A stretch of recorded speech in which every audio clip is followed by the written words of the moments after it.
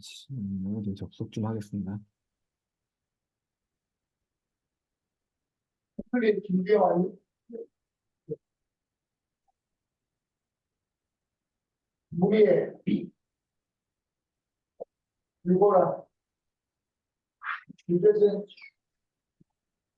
이상일 이영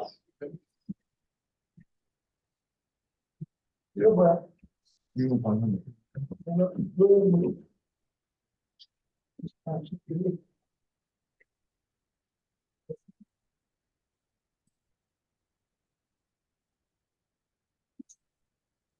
서명 유재정 무리에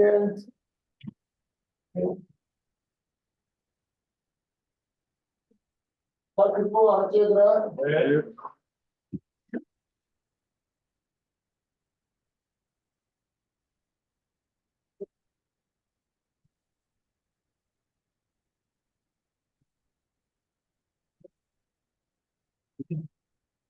아, 시작할까요? 네.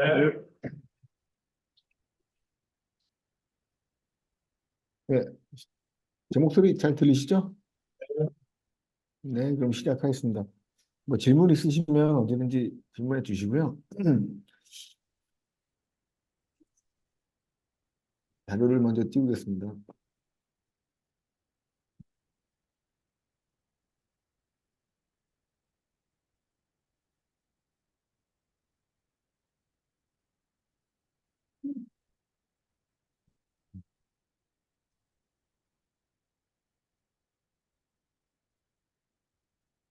음,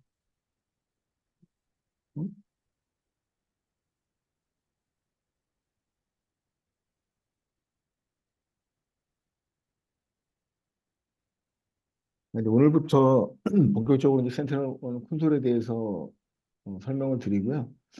그 악성 코드 이런 것들 가지고 이제 실제로 이제 실행시켜 가지고 어떻게 탐지되고 일단 EPP에서 어떻게 탐지되는지 먼저 이번 주에 볼 거고요.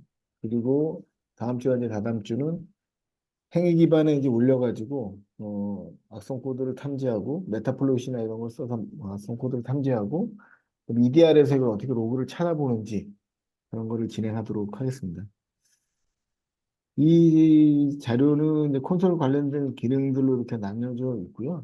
콘솔을 어떻게 파트 1은 이제 콘솔을 어떻게 접속하고 콘솔에 있는 그 범위 이제 예전에 한번 설명드렸는데 스코프는 어떻게 되어 있고 에이전트는 어떻게 설치하는지 그리고 나중에 기술적으로 받기 위해서 어떤 자료가 필요한지 이런 것들에 대해서 말씀을 드리겠습니다. 파트 2에 가면 실제로 이제 센티널을 운영하기 위한 팔리시 그리고 이제 스크루전이라고 해서 이 보안 프로그램 같은 경우는 PC에 대해 다른 프로그램들이 많이 설치되어 있잖아요. 예를 들어서 뭐 DRM이라든가 뭐 아래 한글이라든가 뭐 MS 오피스라든가 이런 여러 가지 프로그램들이 같이 이제 설치가 되어 있는데 충돌이라는 게 이제 발생하게 됩니다. 어쩔 수 없이 프로그램을 여러 개 같이 쓰자고 하다 보면 비슷한 기능을 하는 것들이 이제 충돌이 나게 되거든요. 보통 이제 메모리에서 올라가서 이제 커널 단에서 이제 동작을 하게 되는데 보통 애플리케이션 단에서 돌아가는 프로그램들은 거의 충돌이 없습니다. 그래서 전혀 문제가 없는데 커널이라고 해서 아마 OS를 배우셨으니까 아실 거라고 생각이 되고요. 커널이라고 하면 그 OS의 가장 핵심 부분이거든요. 그래서 모든 중요한 명령, 특히 하드웨어와 관련된 명령어들은 전부 다 커널 단에 이제 들어가서 동작을 하게 됩니다. 그리고 커널 단에 들어간 명령어가 제대로 동작하기 위해서는 이제 드라이버라는 걸 이제 설치하죠. 여러분들도 이제 집에서 프린터를 사거나 뭐 스캐너를 사거나 아니면 어떤 그 장비를 사서 붙이게 되면 드라이버라는 걸 설치하게 돼요. 그 드라이버가 OS상에서 나온 커널에서 나온 명령어들을 받아서 이 드라이버를 통해 가지고 주변 장치에 전달해 주는 역할을 하는 게 이제 드라이버입니다. 그래서 프린터를 사거나 어떤 제품을 샀을 때 드라이버가 설치되어 있지 않으면 동작을 안 하게 돼요. 이 드라이버 단에서 이제 충돌이 나는 경우도 있고 그 커널 단에서 올라가서 충돌이 나는 경우가 있습니다. 근데 정상적으로 프로그램들을 잘 코딩한 경우에는 충돌이 발생 안 하거든요. 그 이유는 서로 이제 예외 처리를 한다거나 서로 건드리는 영역들은 코딩상에서 이제 건드리지 않도록 설계하고 이러면 잘 되는데 이 보안 프로그램 같은 경우에는 악성 코드로부터 들어오는 걸 막기 위해서 커널 단에서 굉장히 깊은 곳까지 컨트롤을 시도하게 돼요. 그러면서 이제 서로 이제 남의 영역을 잘못 메모리 영역을 건드린다거나 이러면 이제 충돌이 발생해서 뭐 최근에는 많지 않은데 과거에 제가 이제 컴퓨터를 시작하면서 직장 생활을 시작했을 때는 커널 단의 충돌이 굉장히 많았습니다. 그런데 바로 이제 블루 스크린이 뜨죠. 잘 아시는 것처럼 블루 스크린이 뜨면서 시스템이 비정상 동작하게 되는데 그런 것들을 예외 처리하기 위한 익스클루전이라는 기능이 있습니다. 그래서 이 기능 같은 경우에는 예를 들어서 저희 제품과 안철수 연구소에 백신이 설치되어 있는 경우에 두 개 같이 깔았더니 어느 날 충돌이 난다는 거죠. 그러면 서로 예외 처리를 해주게 돼요. 저희 센트럴원에서는 안철수 연구소 백신을 쓰는 영역은 안 건드리는 거죠. 그래서 그쪽 부분에 서로 비슷한 기능을 하는 거니까 충돌이 안 나도 예외 처리를 하게 되고요. 이 예외 처리라고 하는 거는 한 곳에서만 해서는 절대 소용이 없고 아까 어떤 제품과 충돌이 나게 되면 저희 제품도 이걸 해야 되고 반대편의 제품도 반드시 예외 처리를 해야 됩니다. 그래서 이걸 어떻게 하고 이 종류가 또 여러 가지가 있거든요. 어떤 보안 제품에 따라서 어떻게 충돌을 예방할 수 있는지 익스클루전에 대한 설명을 드리고 그다음에 이제 블랙리스트라는 게 있는데 블랙리스트는 뭐 말 그대로 블랙리스트입니다. 블랙리스트에 걸게 되면 그 사람은 더 이상 그 기관에 출입을 못하게 하는 것들이 이제 블랙리스트인 것처럼 저희 제품에서 백신도 마찬가지고요. 오늘 새로운 악성 코드가 나왔는데 우리가 이 악성 코드 파일을 찾았어요. 찾아서 이 파일이 뭔지를 알고 있습니다. 그럼 이거를 보안업체에 보내서 패턴으로 업데이트 받기까지는 굉장히 많은 시간이 걸리거든요. 아무리 빨라도 2시간, 뭐 4시간, 심지어는 하루, 이틀 정도 걸리는 경우도 많이 있거든요. 이 경우에는 그 패턴이 나와서 업데이트되는 과정까지 무방비로 악성 코드에 계속 감염될 수밖에 없거든요. 이런 경우에 이제 쓰는 기능이 블랙리스트고요. 블랙리스트에 등록을 하게 되면 저희 에이전트가 설치된 모든 PC에서 그 해당 우리가 등록한 그 파일은 실행이 안 되게 돼요. 그래서 빠르게 이제 대응할 수 있게 되는 거죠. 이런 걸 이제 블랙리스트라고 말씀을 드릴 수 있고요. 그다음에 인시던트. 인시던트는 그 우리가 악성 코드를 탐지해서 발생한 알람 그리고 발생한 보안 사고에 대해서 탐지한 것들을 인시던트라고 이제 얘기를 하고 있고요. 이거는 인시던트가 악성 코드가 탐지됐을 때 어떻게 이제 방어하고 어떻게 설정하면 되는지 이런 설명을 좀 드리겠습니다. 그리고 맨 마지막에는 이제 컨트롤이라고 해서 저희 에이전트가 설치가 되게 되면 기본적으로 매체 제어와 방화벽 기능이 같이 이제 올라가게 됩니다. 그걸 이제 컨트롤 라이센스라고 제가 부르고 있고요. 그래서 방화벽과 이 매체 제어는 어떻게 수행하게 되는지. 쇼는 뭐 이런 매체를 방어하거나 뭐 차단하는 기능이 없는데 뭐 큰 대기업 삼성이나 LG 같은 경우에는 방문을 하게 되면 우리가 USB를 꽂더라도 동작을 안 합니다. 이런 게 이제 매체 제어고 그걸 하는 이유는 USB를 통해서 회사의 굉장히 중요한 기밀 정보를 밖으로 가져갈 수가 있잖아요. 그런 걸 막기 위해서 이러한 이제 컨트롤 라이센스를 통해서 이런 매체 제어까지 기능을 수행 가능하도록 이렇게 지원을 하고 있습니다. 그럼 지금부터 이제 파트 1에 대한 말씀을 드릴 거고요. 음. 첫 번째는 콘솔에 어떻게 접속하는지 아마 이미 다 콘솔에 접속할 줄 아시니까 이 부분은 뭐 간단하게만 보고요. 그 사용자를 어떻게 생성하는지 지금 제가 모든 분들한테 이제 관리자 권한을 드렸는데 원래 보통은 이 관리자 권한을 잘 주지 않습니다. 왜냐하면 관리자는 모든 걸 할 수 있고 모든 사용자의 로그를 볼 수 있고 우리 콘솔에 있는 모든 기능을 무제한적으로 할 수가 있거든요. 그래서 관리자 권한을 주게 되면 그만큼 이제 위험하게 되죠. 그래서 보통의 경우는 그 사람의 권한에 맞는 기능을 만들어서 그 기능을 이제 어사인하게 되죠. 예를 들어서 뭐 나는 그 전산실 관리자다 그러면 딴 데는 못 보고 전산실만 이제 볼 수 있도록 하게 되고요. 그다음에 천안 캠퍼스 전체의 관리를 하는 사람이라고 하면 천안 캠퍼스 전체의 권한을 이제 수용을 하게 되죠. 이런 식으로 권한별로 롤별로 나눠서 생성할 수 있도록 되어 있고 이 롤 자체도 저희가 이제 만들 수 있는 기능이 있습니다. 그래서 이걸 어떻게 하는지 한번 보여드리고 실제로 계정도 한 번씩 만들어 보고 이렇게 진행을 하도록 하겠습니다. 그 사용자마다 어떤 권한으로 허용할지 이걸 이제 저희 콘솔에서 롤이라고 얘기하고 있거든요. 롤을 만드는 것들 그리고 롤 기반으로 어떤 롤이 들어가 있는지를 확인하는 롤을 확인하는 기능. 그 새로운 롤을 만드는 신규 롤 생성. 그 사용자 정보를 이제 편집하는 기능도 있어서 제가 오늘 계정을 만들어 드렸는데 이 계정에 이제 들어가서 이 사람은 원래 그동안은 다 허용했는데 이 부분만 빼고 나머지는 차단하겠다. 뭐 이거 보기 권한만 주겠다. 라이트까지 가능하겠다. 이런 편집을 할 수 있는 편집 기능이 있고요. 그다음에 투팩터 인증이라고 해서 뭐 잘 아실 거예요. 여러분도 이미 써보셨으니까 인증을 두 번 하는 겁니다. 그러니까 만약에 투팩터라고 하는 거는 이두 가지 방식, 두 가지 팩터로 인증을 한다는 겁니다. 첫 번째는 계정과 패스워드 이게 하나의 방법이 되고요. 두 번째는 거기다 이제 그 구글 오센티케이터라는 툴을 쓰게 되면 구글 오센티케이터에서 나오는 키를 한번 더 넣는 거죠. 그러니까 계정과 비밀번호를 알더라도 이 오센티케이션 키를 모르면 또 접속을 할 수 없기 때문에 두 번 인증을 하는 겁니다. 보안상의 이유로. 그래서 이거 이제 투팩터 인증이라고 하고 이걸 뭐 지금 다 써보셨으니까 이것도 간단하게만 짚고 넘어가도록 하겠습니다. 그 사용자가 이제 등록하게 되면 저희는 사용자 등록하는 방식이 모두 이메일 주소로 되어 있습니다. 그래서 무제한으로 계정을 다 만들 수 있도록 되어 있고요. 여러분이 계정을 주고 싶은 사용자 이메일 주소를 넣고 그 사람의 계정을 생성하게 되면 이메일이 그 사람한테 이제 날아가게 됩니다. 날아가게 되고 그 사람이 거기서 패스워드를 설정하면 그다음부터 계정이 생성이 완료가 되면서 그 사람이 이제 쓰게 되죠. 그 메일을 이제 쓰게 되는데 이것들을 이제 어떻게 하면 되는지. 그리고 가끔 저희가 이제 그 패스워드 설정하는 이메일을 보내고 보통 1시간 있다가 그 계정이 사라지게 그 링크가 동작을 안 하게 돼요. 보안적인 이유로.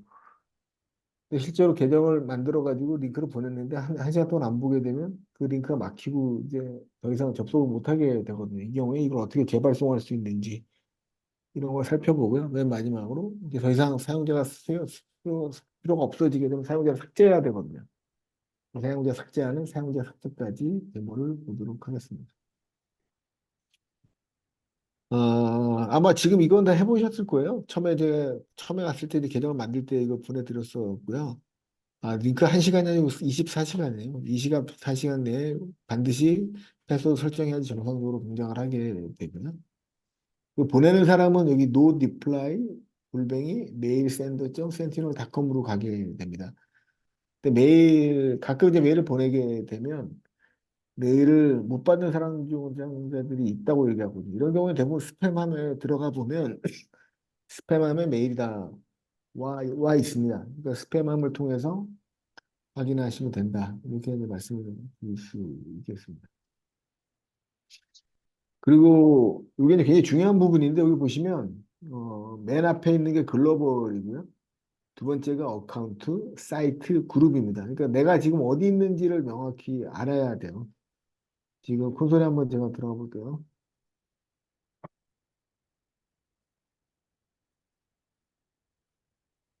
콘솔에 이렇게 이제 들어가 보게 되면 이게 글로벌입니다. 이게 글로벌이고 이제 두 번째가 어카운트, 백석대학교 어카운트가 되고 이제 천안 캠퍼스가 사이트죠. 그 사이트 밑에 이제 그룹이 있게 됩니다. 이게 왜 중요하냐면 내가 지금 이제 이렇게 누르면 현재 내가 글로벌에 있는 거거든요. 그리고 여기서 만약에 백석대를 누르게 되면 요거는 이제 백석대에 있는 겁니다. 그리고 여기서 디폴트 사이트를 누르게 되면 디폴트 사이트로 이제 들어온 거고요. 디폴트 사이트에서 디폴트 그룹을 누르게 되면 밑으로 이렇게 들어가는 게 보이실 거예요. 현재 있는 위치가 여기인 겁니다. 그래서 이 사용자 설치된 PC를 보려면 지금 디폴트는 네 대가 있기 때문에 네 대만 나오는 거고 사이트로 이동하게 되면 이 사이트 안에 있는 게 다 나오게 됩니다. 그리고 백석대로 이동하게 되면 백석대에 있는 모든 장비가 나오게 되죠. 여기 보시면 백석이 이제 많아졌죠. 이유가 뭐냐면 지금 백석대라고 하는 그 어카운트 밑에 PC가 많이 붙어 있는 겁니다. 근데 여기서 디폴트 사이트를 누르게 되면 네 대밖에 안 나와 있죠. 그럼 나머지는 어디 있을까요? 디폴트 사이트 말고 이 백석대라고 하는 여기에 이제 PC가 많이 붙어 있는 겁니다. 16대가 이 안에 이제 붙어 있게 된 거죠. 그래서 여기 어디에 있냐에 따라서 이거 눌러보면서 어디에 있냐에 따라서 지금 잘못했습니다. 어디에 있냐에 따라서 이게 이제 이거 나오는 걸 확인하실 수가 있습니다. 요거는 아마 이 학생분이 이걸 만드신 것 같아요, 사이트로. 그래서 사이트 밑에 여기에 이제 한 대가 이렇게 추가로 붙어 있는 걸 확인하실 수가 있고요. 지금 여기 보니까 이 학생 한 분만 이걸 만드셨는데 지금 이 사이트로 여기 보시면 이 백석대라는 데 들어가시고 여기 요걸 누르게 되면 이 사이트를 만드는 버튼이거든요. 요걸 생성해 가지고 각자 이름으로 사이트를 하나씩 만들어 보시죠. 저는 제 이름으로 이렇게 만들겠습니다. 그리고 디스크립션은 안 넣으셔도 돼요. 안 넣으셔도 되고요. 넥스트를 누르고 요거는 트라이얼로 하시면 됩니다. 트라이얼로 선택하시고 이거 무슨 차이가 있냐면 페이드는 비용을 내고 쓰는 사용자란 뜻이고요. 그리고 트라이얼은 말 그대로 아직 구매하기 전 단계에서 테스트 목적으로 이제 설치해 보는 게 트라이얼이다 이렇게 말씀드릴 수 있고요. 그리고 요거는 언제까지 쓸 건지 이 기간을 지정할 수가 있습니다. 이거 난으로 이거 익스파이어로 놓게 되면 이제 무제한 만료가 안 되고 계속 쓰는 거고요. 그리고 요걸 누르게 되면 요걸 누르고 날짜를 이렇게 지정하게 되면 요 날짜까지만 라이센스가 동접을 하게 됩니다. 지정한 날짜까지만. 요거는 이제 요거는 난 익스파이어 만료 안 되는 거로 하시고 라이센스 클릭하신 다음에 컴플릿으로 해서 1이라고 넣으세요. 그럼 여기 한 대만 붙일 수 있도록 되어 있습니다. 언리미티드를 누르게 되면 무제한으로 계속 붙일 수 있고요. 2로 해서 어차피 PC 한 대씩만 넣으면 되니까 1이라고 넣으시고 엑셀을 누르면 요거는 그대로 그냥 두시면 됩니다. 이건 그대로 이제 두시면 되고요. 상위에서 그대로 점수 가져오기 때문에 그대로 두시고 크리에이트 사이트를 누르게 되면 이거 날짜 언리미티드로 할 수가 없네요. 그러면 날짜를 이걸 빼고 날짜를 어차피 6월 말까지만 넣은 다음에 넥스트를 눌러서 계정을 제가 한번 만들어 보겠습니다. 한번 이렇게 만들어 보시죠. 그러면 이거 누르게 되면 여기 엑소대 밑에 제 이름으로 된 사이트가 생성된 걸 보실 수가 있습니다. 각자 이름으로 일단 이걸 하나씩 이렇게 만들어 주세요. 사이트를. 네. 잠깐 제가 시간을 드리도록 하겠습니다. 한 10분 정도 시간을 드릴 테니까 여기 김수린 학생처럼 자기 이름으로 사이트를 백서스 밑에 요걸 누르면 사이트가 만들어지거든요. 요걸 눌러서 사이트를 하나씩 이렇게 각각 만들어 보세요. 네. 이렇게 만드셨네요. 네, 쭉쭉 한 번씩 만들어 보시죠.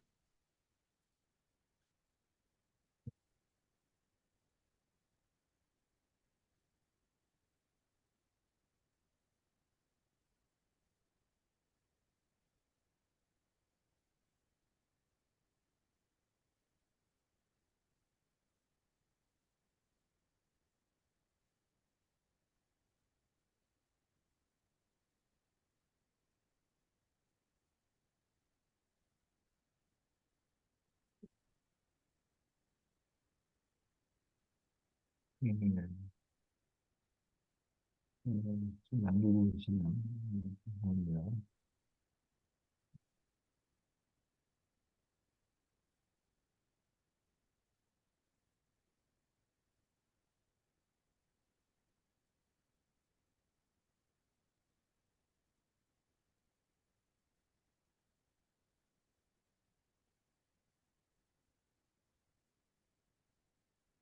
지금 혹시 접속 안 되시는 분은 없으시죠? 계정은 유저 여기서 이제 만들 수 있고요. 계정을 하나씩 만들었고 사이트를 만들어 주시면 됩니다.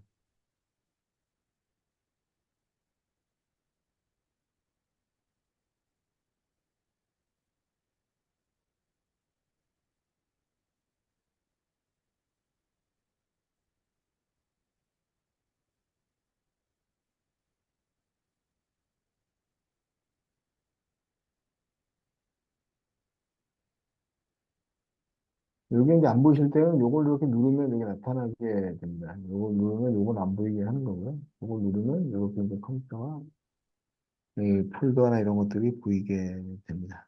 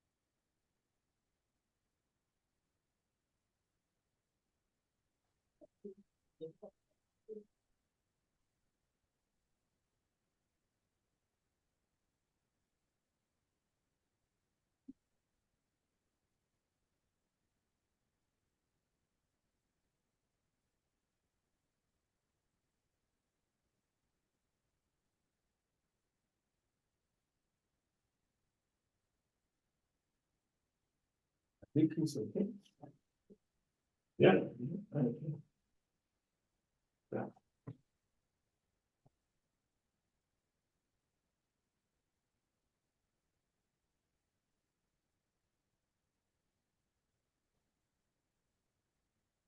네, 그러면 이제 계정을 사이트 다 만드셨으니까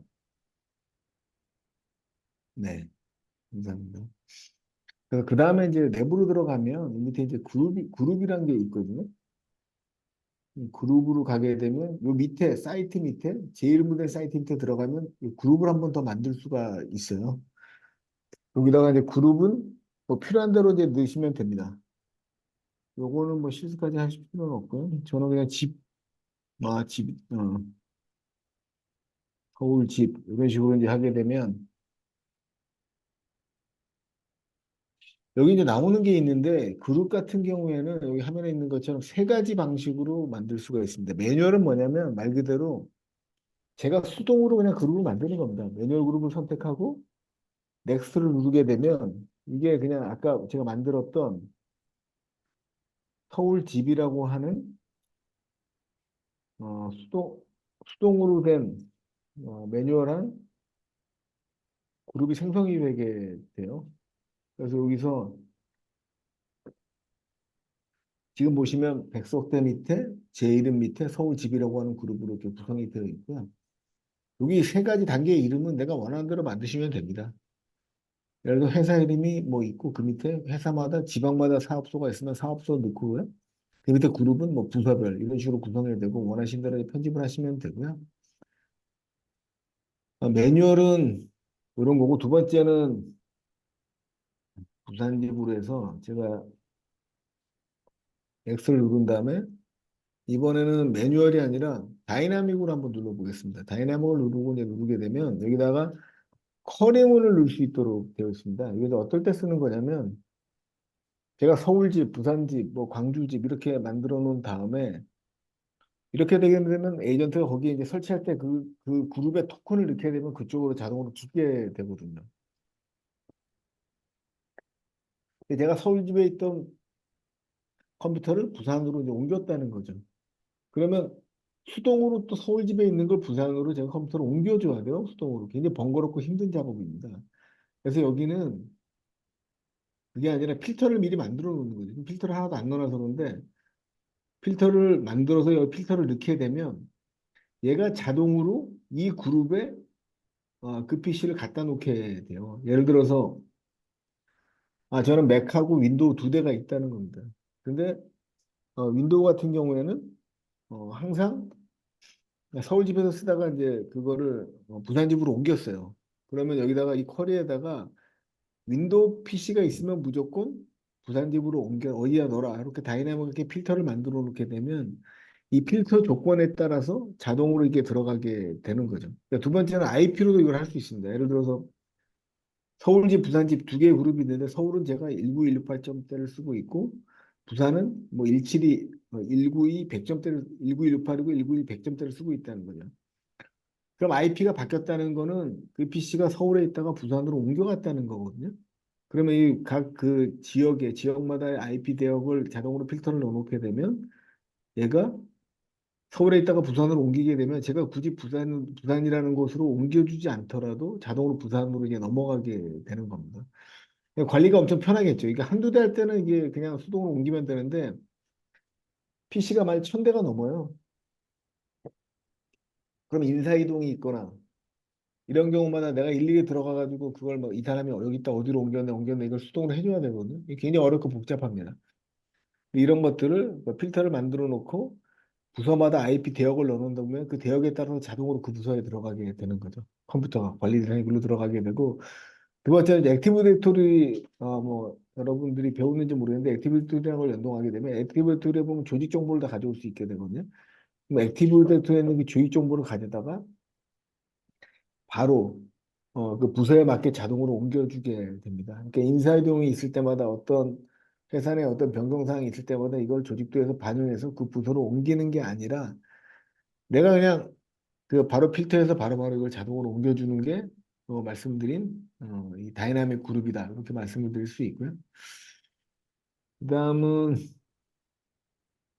핀이라고 있는데 핀은 뭐냐면 네, 세 번째 그룹이 핀입니다. 핀은 아까 그 예를 들어서 이제 다이나믹 그룹에 넣어놓게 되면 그 IP 이 변경된 IP에 따라서 자동으로 부서를 옮기게 되잖아요. 근데 임원 같은 경우에는 내가 정책을 특별히 관리하고 있다는 거죠. 임원들은 무조건 USB를 다 쓰게 하는 겁니다. 그러면 서울에서는 USB를 쓸 수 있게 정책을 해놨는데 부산 갔더니 USB가 막히면서 임원 PC에서 USB가 안 될 수 있거든요. 이런 걸 방지하기 위해서 이 핀 그룹이라는 걸 통해서 여기다 넣어놓게 되면 이 PC는 그 다이나믹 그룹에 걸리더라도 부산 그룹으로 가지 않는 겁니다. 그냥 말 그대로 IP가 원래 부산 대역에 속한 PC이기 때문에 당연히 이제 부산으로 이게 옮겨가야 되는데 부산으로 안 옮겨가게 되고 그리고 핀 마크가 있잖아요. 이렇게 여기 보시면 화면에 보시면 이렇게 핀이 이렇게 생기게 됩니다. 이 핀 마크가 있는데 있는 PC는 어떠한 조건에 의해서 그걸 만들더라도 핀 마크에 어떤 조건에 의해서 이걸 만들더라도 가지 않는다는 거죠. 다른 데로 옮겨가지 그 필터가 들어가 있다 하더라도 그걸 이제 그 PC로 그쪽으로 옮기지 않는 겁니다. 말 그대로 고정시켜 놓는 거죠. 유용할 때가 이제 임원처럼 어떤 인사 조직상에서 임원이 서울에 있다 부산에 가더라도 부산에 있는 정책을 따라가는 게 아니라 말 그대로 바로 그냥 그 자기가 갖고 있는 원래 임원 정책을 그대로 이제 따라가게 되는 이게 이제 핀 그룹입니다. 그리고 세 가지로 이제 구성이 되어 있고요. 매뉴얼 말 그대로 수동으로 하는 거고 그다음에 부산 이거 핀은 그 고정해서 절대 옮겨가지 않도록 하는 거고 다이나믹 같은 경우에는 어떤 조건에 따라서 자동으로 그 조건에 따라서 이게 옮겨갈수록 하는 이런 게 이제 다이나믹이다. 이렇게 이제 말씀을 드릴 수 있겠습니다. 제가 이 필터를 지금 안 만들어 놔서 요거는 제가 수업 시간 그 약간 쉬는 시간에 하나 만들어 가지고 동작하는 거는 보여드리도록 하겠습니다. 그래서 지금 이제 말씀드렸던 게 어카운트 레벨이 있고요. 그다음에 사이트 그룹 요 세 단계로 회사를 나눠서 이제 관리할 수 있다 이렇게 말씀을 드릴 수 있겠습니다. 그 여기서 이제 주의해야 되는 게 뭐냐면 이 만약에 사이트 단계를 누르고 일로 이동하게 되면 그 사이트 단계에 있는 것만 보이게 되는 겁니다. 그래서 이거 가장 저희 제품 쓰면서 가장 많이 하는 실수가 뭐냐면 어 여기다가 여기 한 대가 있잖아요. 이걸 누르게 되면 한 대만 나오게 됩니다. 근데 여기를 누르면 이 백석 대학교 밑에 있는 모든 게 나오니까 20대가 이렇게 나오게 되거든요. 그러니까 내가 어디에 있냐에 따라서 옆에 보이는 화면이 다 다르게 돼요. 그러니까 내가 지금 현재 어디 있냐 이거를 굉장히 잘 봐야 됩니다. 그리고 유진국 이번에 이것도 여기로 옮겨 놓으셨는데 이런 식으로 옮겨 놓게 되면 한 대만 이렇게 나오게 되죠.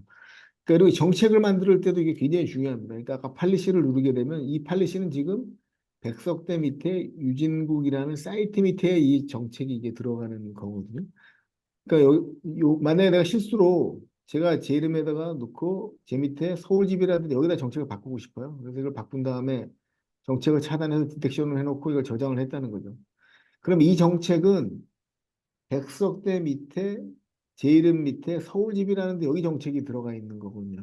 근데 이걸 내가 잘못 실수로 해서 여기다 정책을 넣어버리게 되면 이 백석대 밑에 있는 모든 사이트와 모든 그룹에 이 정책이 그대로 다 내려가게 됩니다. 그러니까 정책을 만드실 때 굉장히 이걸 주의해서 위에 걸 봐야 되고요. 그래서 이런 걸 방지하기 위해서 어떤 걸 만들어놨냐면 제가 여기다 서울집에다 이렇게 정책을 넣게 되잖아요. 넣게 되면 여기 정책이 우선하게 됩니다. 이게 있기 때문에. 그러니까 만약에 백석대에서 정책을 바꾼다 하더라도 위에서 바꾼다 하더라도 이 정책이 무조건 다 적용되는 게 아니라 서울집에 정책이 있으면 서울집에 정책을 먹게 되고 대신 여기 같은 경우에 요걸 누르게 했을 때 여기는 보면 이 정책이 이렇게 표시돼. 이건 뭐냐면 상위에서 그대로 받아오라는 거거든요. 그 디폴트 그룹에 들어가게 되면 이것도 받아오라는 겁니다. 그리고 여기는 백석대에서 정책을 바꾸게 되면 이게 그대로 밑으로 다 내려가게 돼요.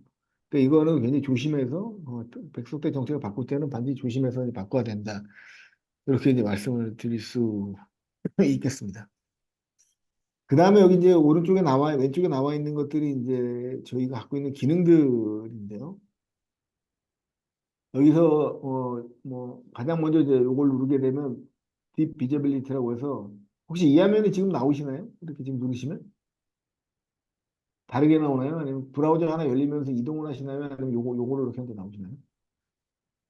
지금 이렇게 나오면은 이건 뭐냐면 지금 저희가 제품 개발 중에 있어서 그런데 요걸 한번 누르시고 마이 유저를 누르신 다음에 보시면 여기가 이제 레거시가 있고 인핸스드가 있습니다. 이건 현재 레거시라고 해서 옛날 기능이고요. 인핸스드로 바꿔서 저장을 하시게 되면 요걸 누르게 되면 이런 식으로 이제 인핸스라는 버튼이 이렇게 나오게 됩니다. 인핸스라고 하는 이제 메뉴가 생기게 되고 요걸 누르게 되면 보시면 브라우저가 열리면서 다른 화면으로 이제 이동하시는 걸 보실 수가 있어요. 이거는 이제 XDR이라고 해서 XDR로 이동한 화면이고요. 향후에는 이게 이제 하나의 화면으로 합치될 예정인데 지금은 이제 이 개발 단계에 있어가지고 두 개 콘솔로 나누도록 되어 있고요. 요거는 좀 헷갈리시니까 잠시만요. 제가 이거를 먼저 다시 한번 수업을 콘솔이 지금 끊어져서 제가 닫아서 실수로 다시 열고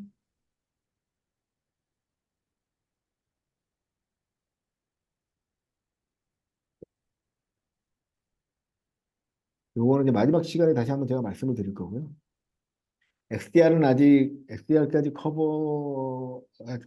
제가 기본적인 개념 설명을 안 드렸기 때문에 오늘은 EDR로 진행을 하도록 하겠습니다. 그래서 요거를 요걸 누르시고 저처럼 요거를 레거시로 이제 바꿔주세요. 레거시로 바꾸게 되면 레거시로 바꾸게 되면 레거시로 이렇게 바꿔주세요. 이걸 바꾸라면 이게 검은색으로 변합니다. 화면이 보시는 것처럼 이렇게 검은색으로 변하게 되고 요거 이제 원하시면 검은색으로 놓으셔도 돼요. 요건 이제 자기 기호에 따라서 하시면 되고 라이트로 놓게 되면 이제 밝은 색으로 바뀌게 됩니다.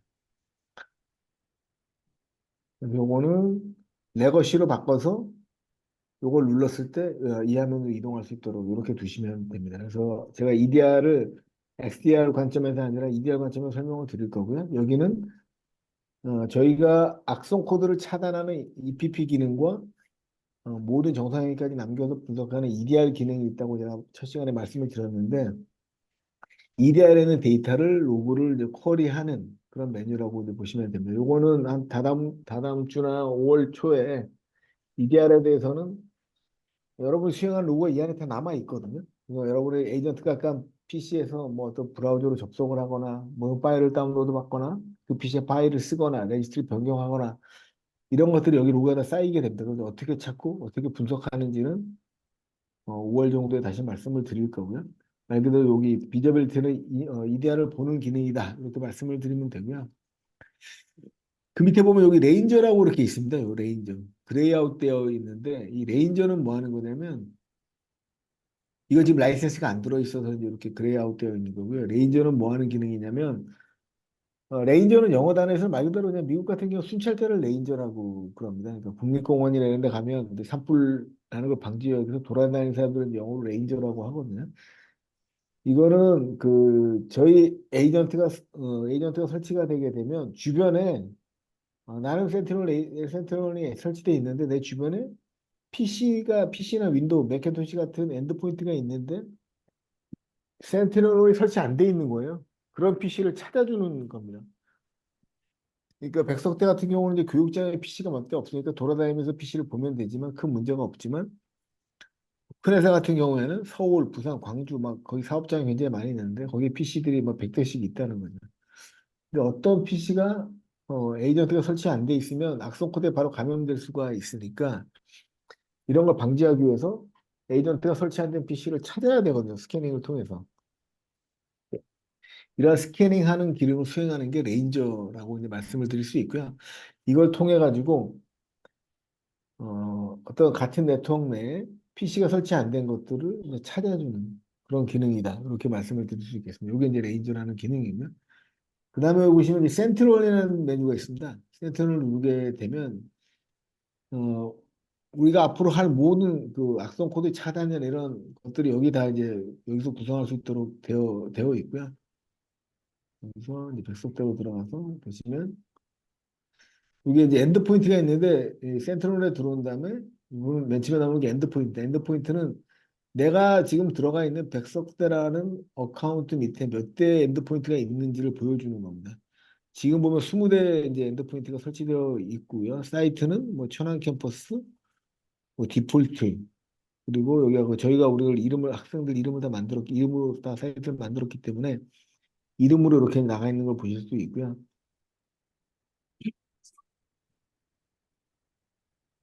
이름으로 이제 들어가 있는 거를 이제 보실 수가 있습니다. 그리고 그 다음에 이제 택이란 게 있는데 택은 뭐 하는 거냐면 요거는 뒤에 한번 따로 이제 5월 달에 1시간 정도 이걸 또 다룰 건데 옷을 사게 되면 옷에 이제 택이 붙어 있잖아요. 똑같은 겁니다. 그러니까 이 우리가 설치한 엔드포인트에다 택을 붙이는 겁니다. 그러니까 제 PC 같은 경우에는 백석대 학생이면서 서울에 살고 있고 그리고 나이가 뭐 50대다. 그럼 이러면 이거를 택으로 다 붙일 수가 있어요. 그러니까 택은 하나의 엔드포인트에 하나만 붙일 수 있는 게 아니라 여러 개의 택을 동시에 붙일 수가 있습니다. 그러니까 예를 들어서 제가 여기 PC가 지금 보면 백석대 20대가 있는데 20대 중에서 서울에 사는 학생들만 뭔가 정책을 바꾸고 싶다. 서울에 있는 20대에 대해서 뭔가 20대 PC에 대해서는 뭔가 20대 PC 중에서 서울에 사는 사람만 뭔가 특별한 뭐 작업을 하고 싶다. 그러면 여기 태그에 가게 되면 이게 만드는 거죠. 여기다 크리에이트 태그를 하고 뭐 키는 아무거나 도 됩니다. 그럼 뭐 서울 여기다가 뭐 이거 서울에 사는 사람, 서울에 거주하는 사람이라고 해놓고 이 키를 앞에서 만들어야 되나요?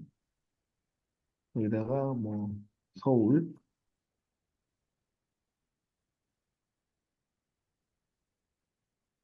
누아스를 크리에이션하게 하고 나서 이 태그를 서울에 사는 사람이 갖고 있는 PC에만 이 태그 붙여놓는 겁니다. 그럼 나중에 이 서울이라고 하는 태그로 검색을 하게 되면 이 사이트 어디에 이 PC가 위치해 있던 간에 서울에 사는 사람들 PC는 자동으로 그것만 이렇게 딱 구별해낼 수가 있겠죠. 그리고 나서 이 태그 두 번째는 뭐 메일, 남자니까 메일이라고 치게 되고요. 남자인 사람만 이걸 이제 하고 싶다는 거죠. 이거 동일하게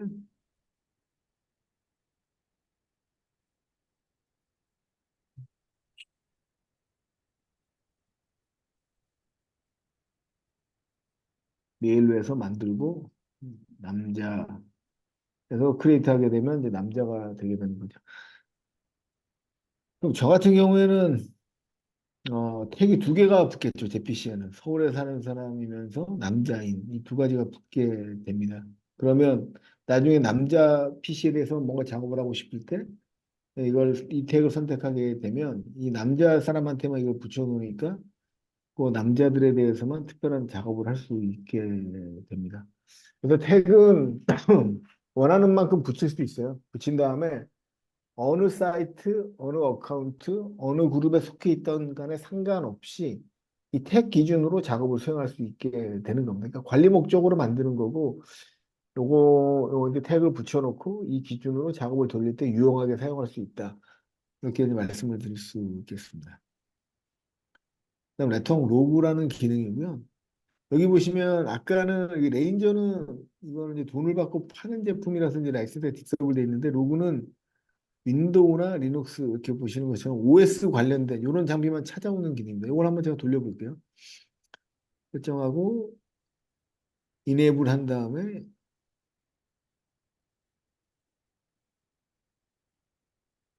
이네이블 하고요. 또 컨피그레이션도 하고 네트워크 세팅도 한 다음에 이걸 이제 걸어 놓겠습니다. 닫겠습니다. 닫고 나서 닫아 놓게 되면 아까 이제 말씀드렸던 것처럼 좀 기다리시면 이 밑에 이제 나오게 됩니다. 나와서 그 에이전트 설치 안 된, 에이전트가 설치 안 된 PC들을 이제 찾아주게 돼요. 아, 근데 이게 보니까 라이센스가 있어야 되네요. 있었죠. 제가 이거 일단 이거 쉬는 시간이나 오늘 저녁에 라이센스를 이제 넣겠습니다. 넣으면은 해당 PC에 스캔을 해가지고 에이전트가 설치 안 된 장비를 여기에 이제 나오게 됩니다. 지금 라이센스가 없어서 동작을 안 하는 거고요. 요 밑에 그러면 이제 그 백석대 그 전산실에 있는 PC나 아니면 여러분들이 집에 설치를 했으면 그 집에 에이전트가 주변에 PC나 이런 그 여기 나와 있는 이런 장비가 있는데 우리 센트럴 에이전트가 깔려 있지 않은 PC들을 찾아줘서 여기다 리스업을 해주게 됩니다.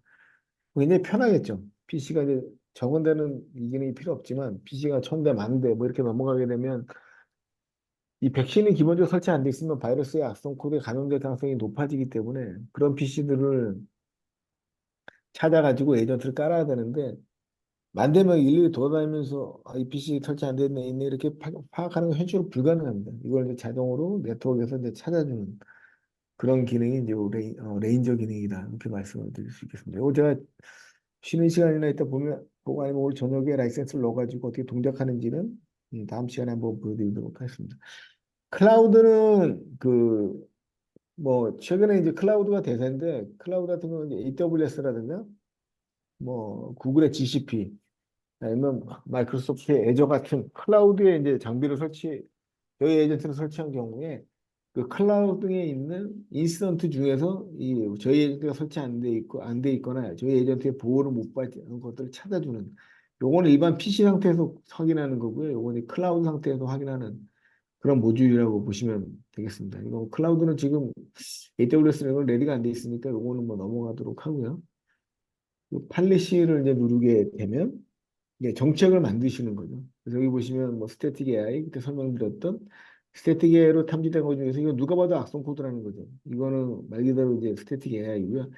스태틱 AI 서스펙트는 스태틱 AI 엔진에서 탐지됐는데 이게 좀 애매하다는 겁니다. 바이러스로 의심이 되는데 바이러스가 아닐 수도 있다는 거죠. 이게 이제 서스펙트입니다.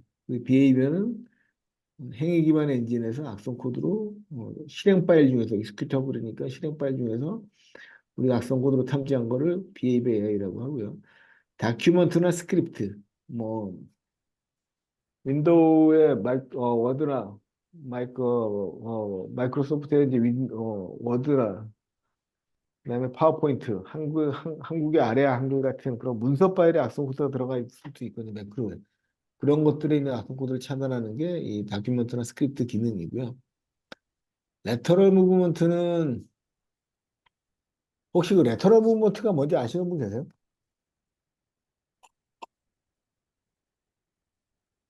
뭐 채팅창에 남겨주셔도 좋고요. 레터럴 무브먼트가 뭔지 아시는 분?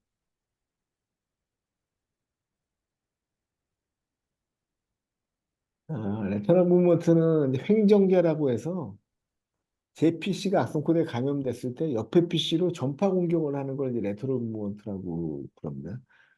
그래서 이제 그런 공격을 차단하는 게 레터럴 무브먼트고요. 그다음에 익스플로테이션이라든가 파일리스는 최근에 악성 코드는 예전하고 달라가지고 파일 형태로 실제로 존재하는 게 아닙니다. 그러니까 예전 같은 경우 파일로 존재해서 파일을 클릭했을 때 실행이 되면서 악성 코드가 동작했는데 최근에 악성 코드는 파일이 없어요. 그냥 말 그대로 메모리상에서만 동작합니다. 코드로 삽입이 돼서 메모리상에만 존재하는 그런 악성 코드들이 있거든요. 이런 것들은 추적을 못하게 하도록 일부러 메모리상에서만 실행을 시키는 거거든요.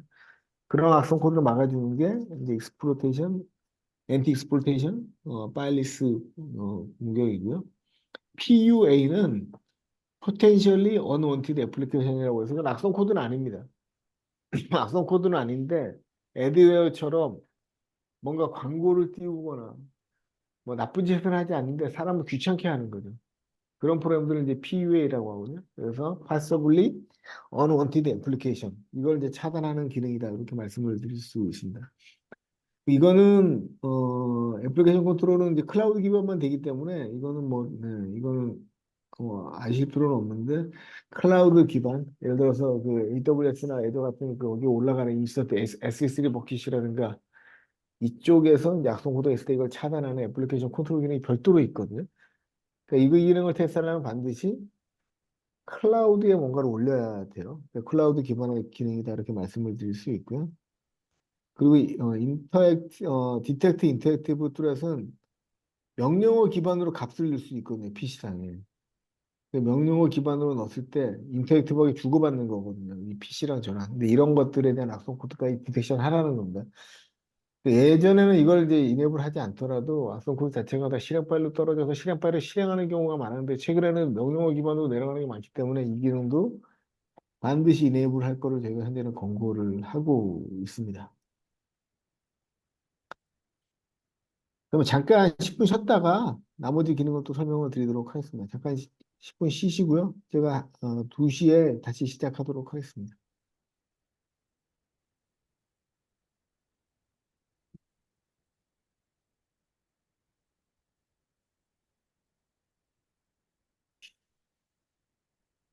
일단은 여기 보시면 여기 학생분들 사이트를 만드셨는데 자기 PC를 여기 지금 백석대로 가신 다음에 이걸 누르면 자기 PC가 있거든요. 자기 PC 어떤 건지 아실 거니까 이거 누른 다음에 여기서 이거 선택하신 다음에 무브를 하면 얘가 이제 올라가거든요. 옮겨가거든요. 무브 어나더 사이트로 하면 여기에 뜨게 됩니다. 다 이렇게 사이트가 다 떠요. 아, 잠시만요. 이건 제가 지금 저는 지금 이게 글로벌 권한이라서 딴 데까지 보여서 그런데 예를 들어서 여기 학생을 누르시고 자기 이름 밑에다 자기 걸 이렇게 넣어주세요. 이렇게 무브 어카운트를 하시면은 여기 다 뜨니까 여기서 누르면 요 밑에 있는 다 뜨거든요. 요 어카운트들이 다 뜨니까 자기 사이트들이 다 뜨니까 여기다가 자기 거를 자기 요 밑에다 넣어주시면 됩니다. 그럼 다음 주부터 이제 제 악성 코드 테스트를 할 건데 그럼 여기 이제 악성 코드 여기다 탐지되게 되거든요. 그럼 그냥 이렇게 보게 되면 여기는 여기 이 백석대 밑에 이연이라고 하는 분 밑에 그 사이트에 있는 PC에 있는 것만 여기 뜨니까 보기가 쉬워요. 그다음에 백석대를 누르게 되면 백석대 밑에 있는 모든 에이전트로부터 떠오는 악성 코드가 다 뜨니까 이거 보기가 좀 어렵거든요. 그러니까 자기 밑에 있는 것만 딱 볼 수 있도록 사이트로 옮겨주시면 나중에 이제 분석하거나 이때 EDR 쪽에 분석할 때도 굉장히 용이하고 편하게 분석을 할 수가 있습니다. 그래서 이거 미리 뭐 오늘 중에 수업 끝나고라도 옮겨주시면 될 것 같습니다. 그 팔리시는 지금까지 여기 탐지하는 거 말씀을 드렸고요. 여기 보시면은 여기 매크로 메리셔스 매크로 미티게이션이라고 있습니다. 미티게이션은 뭐냐면 악성 코드를 제거하는 행위를 이제 미티게이션이라고 하거든요. 그러니까 약간 악성 코드를 조치를 취하는 거죠.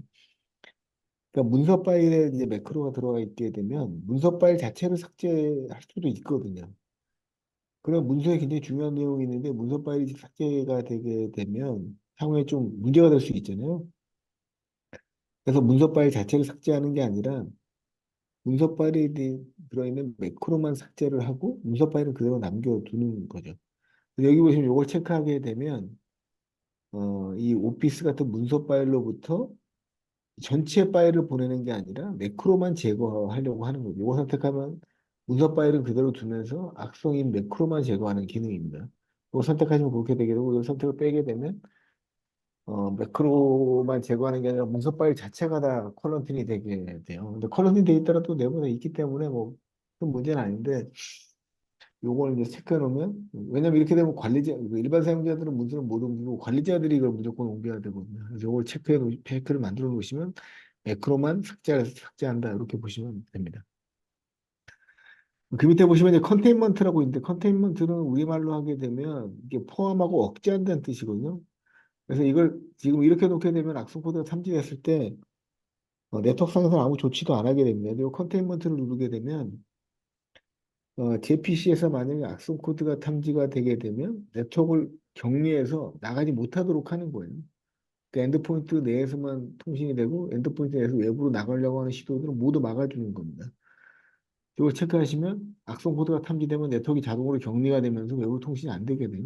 이거 보안성이 굉장히 높아지겠죠. 이걸 풀어놓으면 악성 코드는 제거하되 네트워크 쪽에 통신 전혀 하지 않는 겁니다. 이건 편하신 대로 설정을 하시면 됩니다. 그래서 보통은 보안이 요구하는 데는 이렇게 놓게 되고 이렇게 놓았을 때 단점은 뭐냐면 악성 코드 탐지되면 무조건 네트워크를 다 막아버려요. 근데 그다음에 아무것도 안 됩니다. 그러니까 보안 관리자가 이걸 다시 풀어줘야지만 그 PC가 네트워크가 되게 됩니다.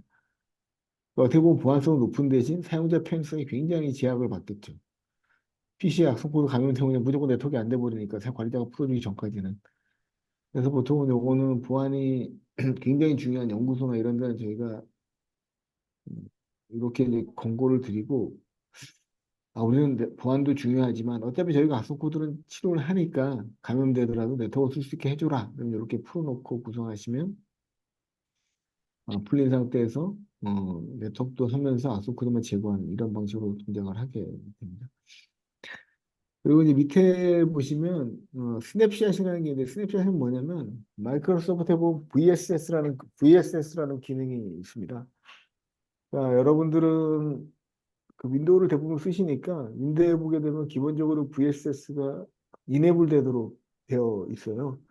그래서 윈도우의 한 10% 가량의 디스크를 백업본을 저장하는 데 활용을 하게 됩니다. 그건 이제 스냅샷이라고 하게 되고 윈도우 많이 해보신 분들은 그 윈도우를 볼륨 매니저라는 걸 통해서 이제 들어가 보게 되면 전체 디스크의 10% 정도가 이미 어딘가에 할당되어 있는 걸 보실 수 있어요. 그게 바로 이제 VSS 스냅샷입니다. 이걸 이제 쓰는 이유는 이걸 통해서 이제 백업할 때도 많이 사용하고 저희가 이제 복구할 때도 이 스냅샷을 쓰게 됩니다. 그러니까 뭐 다음이나 다다음 시간 정도에 제 레슨에 일부를 감염시킨 다음에 롤백하는 걸 원래 상태로 돌리는 이제 롤백 기능을 이제 보여드릴 건데 이 스냅샷을 보호를 해야 되거든요. 왜냐하면 랜섬웨어 걸린 다음에 원래 백업본 여기 들어있으니까 이게 보호가 안 돼 있으면 보호가 되어 있으면 랜섬웨어가 이걸 깨지를 못해요. 그러면 랜섬웨어 감염됐더라도 이 백업본에 들어있는 걸 원래 상태로 돌려가지고 복구를 하면 됩니다. 근데 만약에 파일로 랜섬웨어 감염돼서 암호화 됐는데 이 스냅샷 자체도 깨졌어요. 그럼 복구할 방법이 없잖아요. 그래서 이걸 저희가 보호하는 기능입니다. 이걸 선택해 놔야지 우리 백업본을 보호하는 거고 이걸 풀어놓으면 현재 나와 있는 모든 랜섬웨어는 100% 스냅샷을 깨려고 합니다.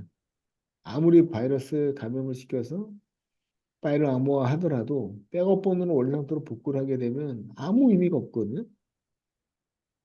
그러니까 이 백업본을 보호하는 스냅샷 기능은 반드시 이건 이네이블이 돼야 됩니다. 근데 이걸 왜 기능을 만들어 놨냐면 어떤 특정 조건에서는 스냅샷을 풀고 뭐 복구를 한다거나 여러 가지 기능이 필요할 수가 있어서 만들어 놨는데 반드시 이건 이네이블 돼 있어야 돼요. 이렇게 놓게 되면 파일이 깨졌을 때 복구가 안 됩니다. 이게 이 스냅샷이 깨지게 되면 복구가 안 되기 때문에 이건 반드시 이네이블 해야 되고 그다음에 엔티템퍼라는 게 있는데 엔티템퍼는 뭐냐면 최근에 바이러스들은 이런 악성 코드들은 PC에 들어와서 실행이 되면서 이 PC에 어떤 악성 코드가 어떤 엔티바이러스가 있는지를 먼저 파악합니다. 그리고 나서 그 안티바이러스를 무력화시키려고 하는 그런 기능들이 굉장히 많아요. 백신을 킬시킨다거나 뭐 여러 가지 방식으로 백신을 공격하게 되는데 이러한 악성 코드의 공격으로부터 센티넬-1 프로세서 자체를 보호하는 기능입니다. 그러니까 지금 뭐 윈도우 PC 있는 분들은 지금 저는 맥이라 가지고 이걸 보여드릴 수가 없는데 이건 다음 시간에 제가 에이전트를 깔고 나서 한번 보여드렸습니다. 그 프로세서를 킬시키거나 이렇게 하더라도 프로세서가 다운이 안 돼요. 저희는 이런 엔티타4에 의해서 보호가 되고 있기 때문에 그렇습니다. 이걸 만약에 이게 풀고 보시면 경고가 뜨죠. 우리 프로세서를 죽이려고 하는데 그냥 두라고 하는 거니까. 이걸 만약에 오프로 놓고 프로세서를 다운시키면 프로세서가 바로 다운이 되게 됩니다. 이것도 두 가지는 반드시 이네이블이 돼야 된다. 이런 기능으로 보시면 되고 그 스캔 U 에이전트는 뭐냐면 오늘 새로운 PC에 저희 에이전트가 설치돼 가지고 콘솔에 붙었습니다. 그러면 최초로 붙었기 때문에 에이전트를 반드시 한번 스캔을 해봐야 되거든요. 그래서 여기 설치된 거 눌러서 엔드포인트로 가서 이 PC를 한번 보겠습니다. 이 PC를 딱 띄워서 보게 되면 여기에 보게 되면 풀스캔이라고 해서 PC가 최초로 붙은 다음에 어, 최초로 붙은 다음에 이거 3월 19일이니까 이거 3월 19일에 설치를 한 것 같아요. 최초로 붙은 날 전체 풀디스크 스캔을 하는 겁니다. 무조건. 또 그날 이제 완료가 됐다는 거죠. 그래서 아까 이 정책에다가 요거를 아까 보여드린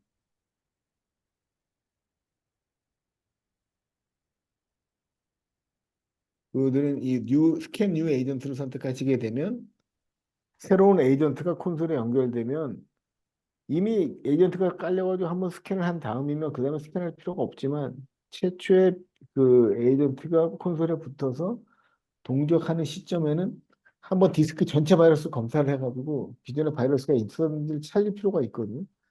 그래서 이걸 이제 선택해 놓게 되면 에이전트가 설치돼서 붙었을 때 스캔을 전체 디스크를 한번 스캔을 하는 겁니다. 이 기능이고 꺼놓으셔도 상관은 없어요.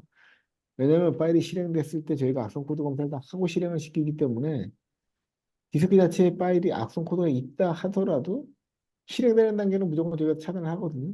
그러니까 이제 문제는 없는데 이런 것도 싫다. 그래서 뉴 스캔을 선택해 놓게 되면 에이전트가 콘솔에 붙자마자 전체 디스크를 스캔해가지고 바이러스가 있는지 없는지를 검사하는 그런 기능이라고 이제 말씀을 드릴 수 있겠습니다.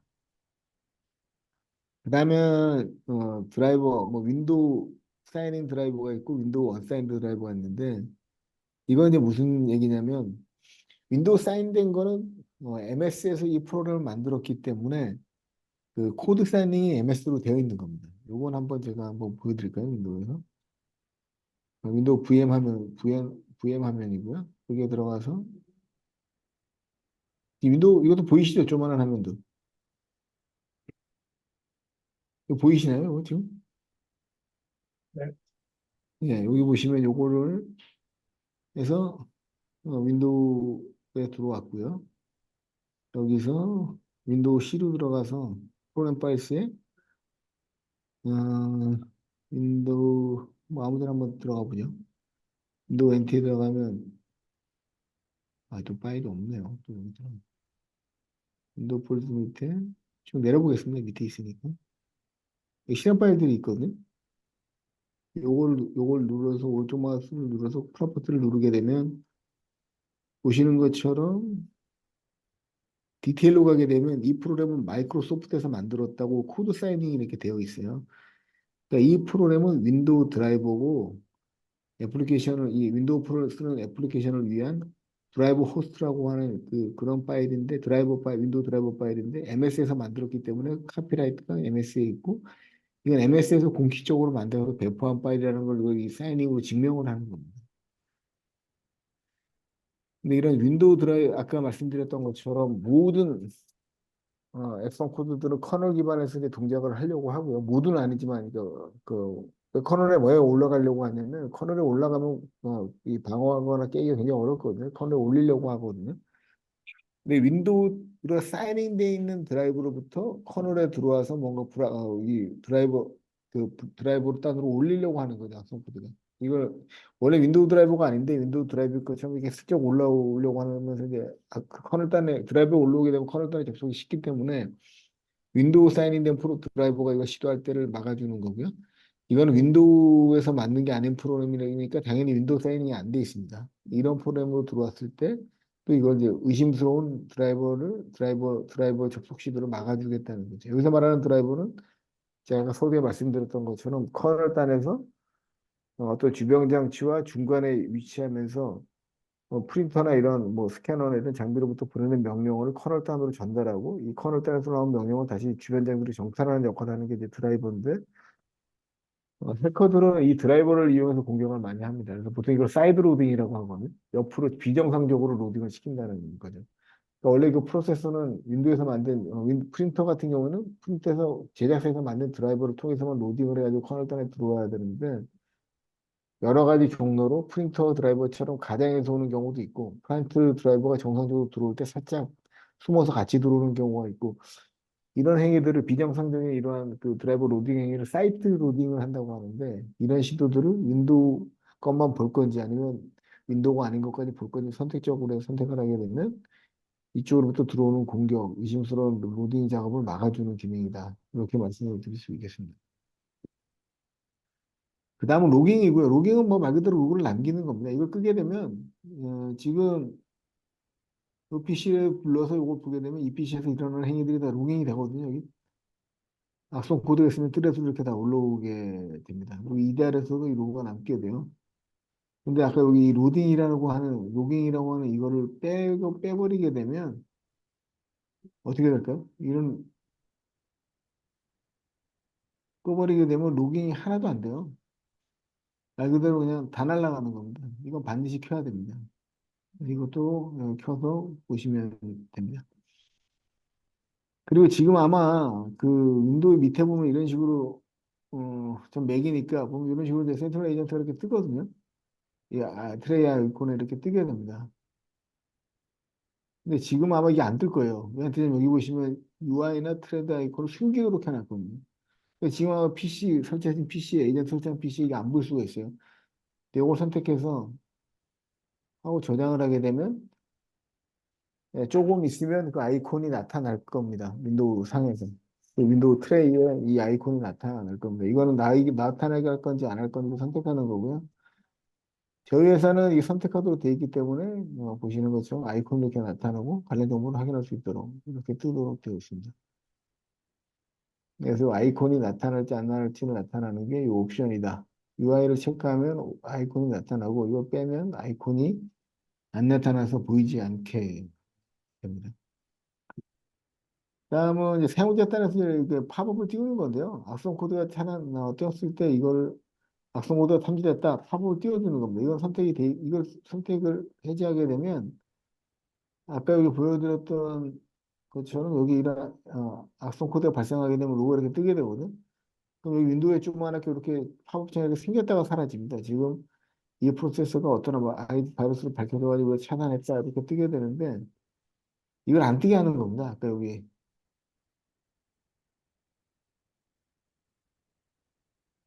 설정의 팔레시에 가서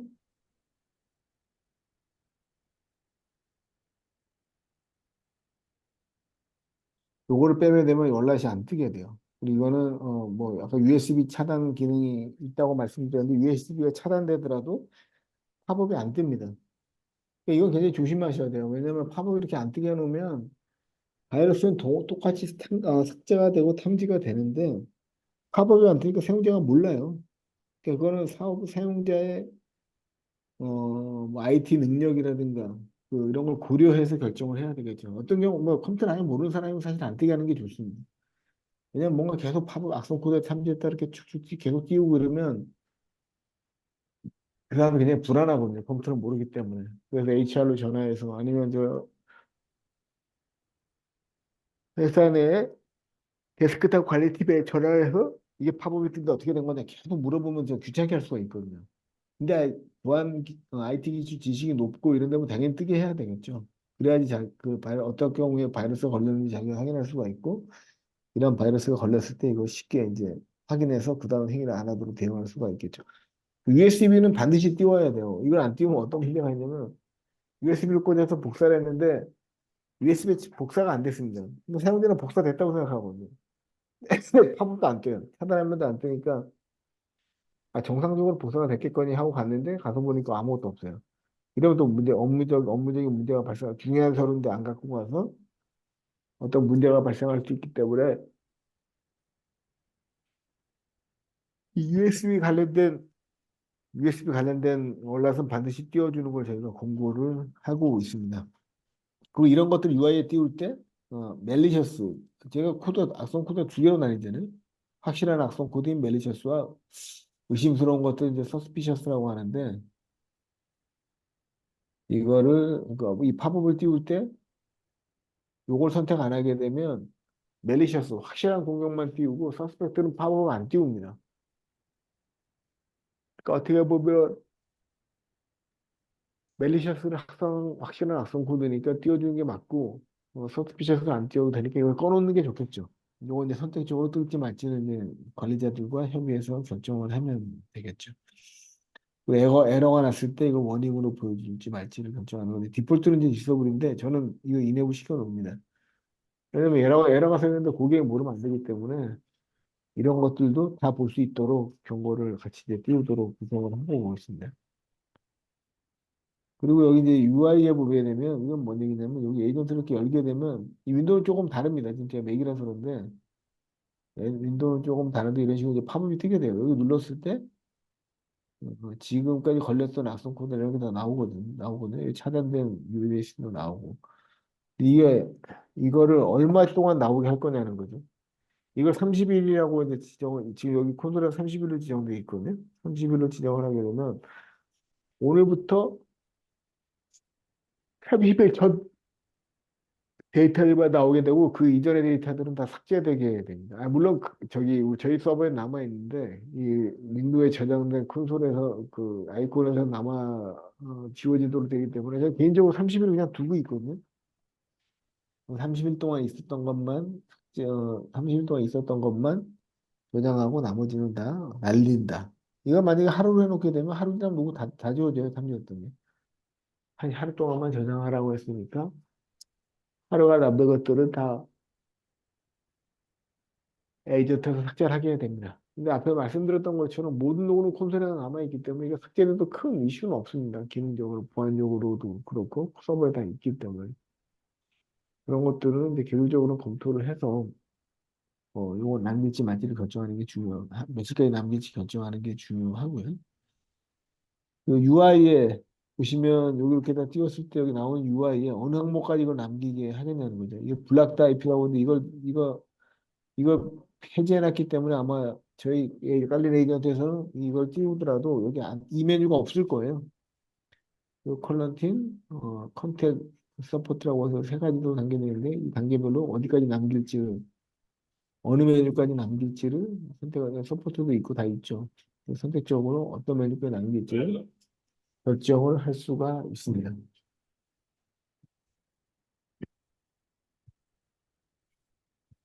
그리고 여기 보시면 Enable Deep Visibility라고 있는데 이건 반드시 선택을 해야 돼요. 이걸 선택해야 이거 제가 한번 예전에 성경에 말씀드렸는데 이런 그 이벤트 로그와 이벤트 이런 게 남았을 때 이걸 다 남기는 거거든요. 그래서 반드시 이걸 선택을 해야 된다.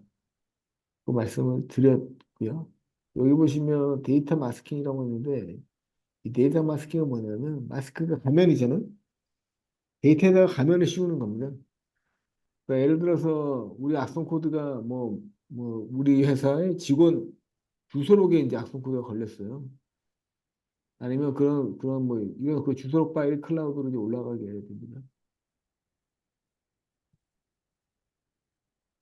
그러면 굉장히 회사에서는 개인정보가 많이 포함되어 있잖아요. 이거 그대로 다 올라가게 되면 나중에 문제가 될 수 있거든요. 근데 데이터 마스킹 처리를 하게 되면 개인정보와 관련된 것들을 안 보이게 가려주는 겁니다. 마스크를 씌워가지고. 이게 이제 데이터 마스킹이다.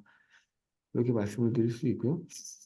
그 다음에 여기 보시면 오토매틱 인스톨 딥 비저빌티 브라우저 익스텐션이라고 하는데 이거는 반드시 이 기능은 반드시 이네이블 되어 있어야 됩니다. 왜냐하면 저희가 일반적으로 URL이나 파일 로그 남기는 거는 윈도우 커널이나 이쪽에서 다 모니터를 하게 되는데 FQDN이라고 해서 예를 들어서 제가 www. 다음점 넷을 접속을 했습니다. 그럼 여기 www. 다음점 넷이라는 IP를 그걸 이제 DNS에 물어서 IP를 변환해서 접속을 하게 되는데요.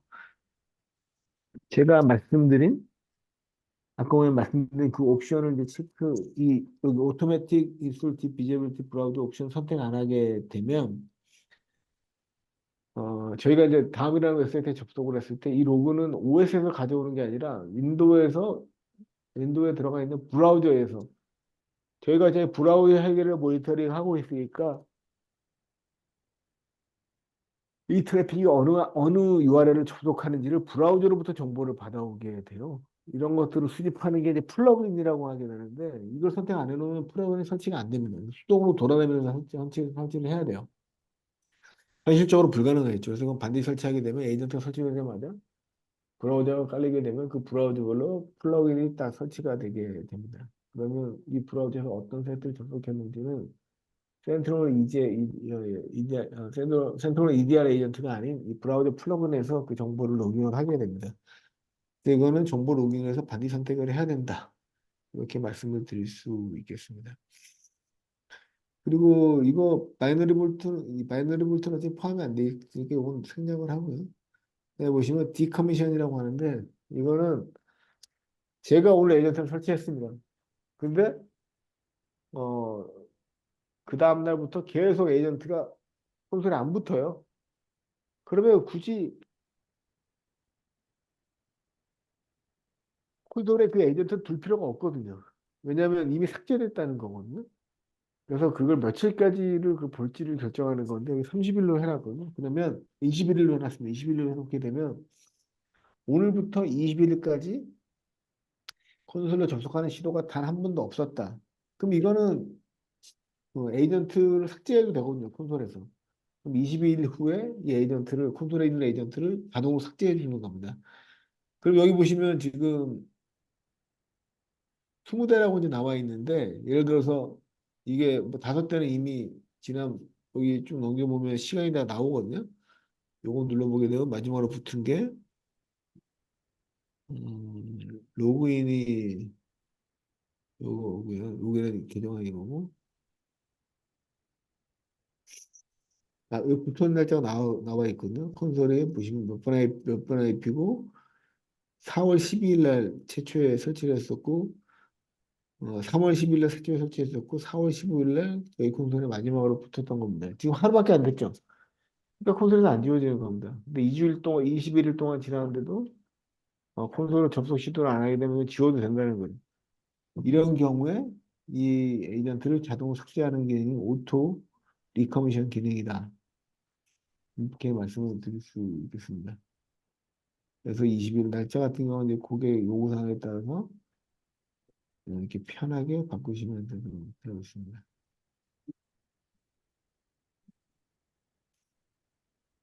그리고 여기 이제 리모트 쉘인데 리모트 쉘은 음, 윈도우에 보면 다 쉘 기반으로 동작을 하게 되거든요. 어떤 값을 받아서 커널의 핵심 모드로 전달하는 게 쉘이 하는 기능입니다. 이 쉘마다 이러한 쉘마다 이런 쉘들이 여러 가지가 있는데 만약에 제 윈도우를 제가 쓰고 있는데 해커가 공격을 해가지고 쉘에다가 이상 코드를 주입을 해놨어요. 그러면 제가 어떤 거를 윈도우에 명령을 쳤을 때 정상적인 값이 나오는 게 아니라 해시에서 만든 예, 그 해시가 아니고 악성 코드에서 만들어 놓은 이상한 값에 의해서 쉘이 변조가 될 수 있습니다. 그래서 저 같은 경우 윈도우에서 어떤 명령을 쳤을 때 그 명령어가 정상적으로 동작하는 게 아니라 원하지 않은 값이 나올 수 있다는 거죠. 근데 리모트 쉘을 쓰시게 되면 저희 애들 에이전트 설치하고 나서 별도의 쉘 엔드포인트 구성을 하게 됩니다. 그럼 이 쉘 자체는 센티널이 내린 거기 때문에 해커의 공격에 의해서 변조될 수가 없겠죠. 변제가 안 됐다고 보는 거죠. 그럼 어떤 결과값을 명령을 물어봤을 때 이 쉘에 셔퍼널 단으로 명령을 전달해서 결과값을 받아오게 되는데 정상적인 값이 나오게 된다는 거죠. 근데 쉘이 공격을 당해서 오염이 됐다면 어떤 명령을 쳤을 때 해커가 미리 만들어 놓은 엉뚱한 대답을 할 수 있다는 거죠. 그래서 이런 것 때문에 이런 것을 방지하기 위해서 리모트 쉘이라는 기능을 제공을 하고 있습니다. 그다음에 이제 인시던트고요. 현재까지 차단된 악성 코드들입니다. 보시면 뭐 에이전트가 20대 깔려놓았으니까 이런 악성 코드들이 쭉쭉 이제 올라오고 있습니다. 그래서 이런 게 이제 어떤 악성 코드인지를 볼 수 있도록 되어 있고요. 요거는 30일 전이니까 한번 좀 기간을 늘려서 라스트 이어를 한번 해보겠습니다.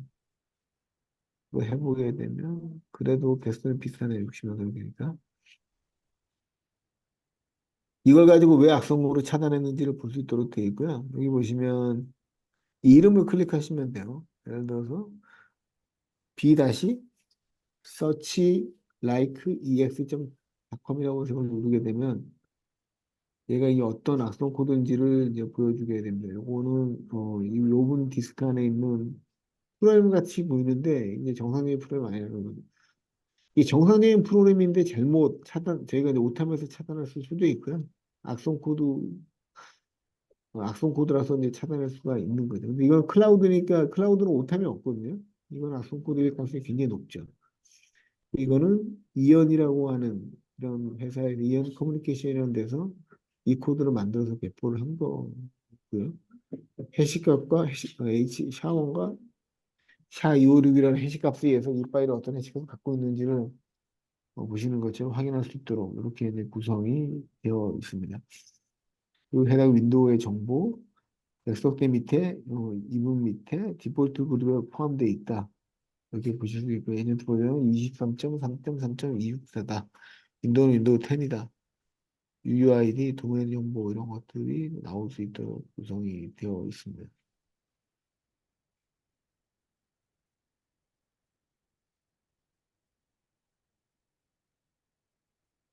그래서 이게 이제 그 인시던트라는 이제 기능이고요.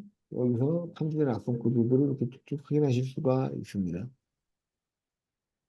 그래서 지금은 다 보니까 행위 기반으로 차단된 건 없고 해시에 의해서 차단되는데 이런 경우 오타밀 가능성이 굉장히 적어요. 이건 이제 악성 코드일 가능성이 굉장히 높은 거죠.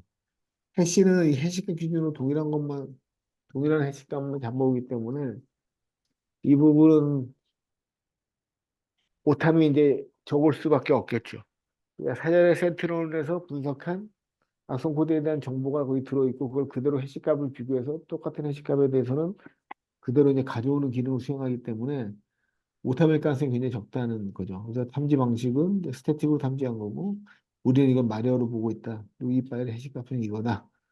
이런 식으로 정보가 제공이 되게 됩니다.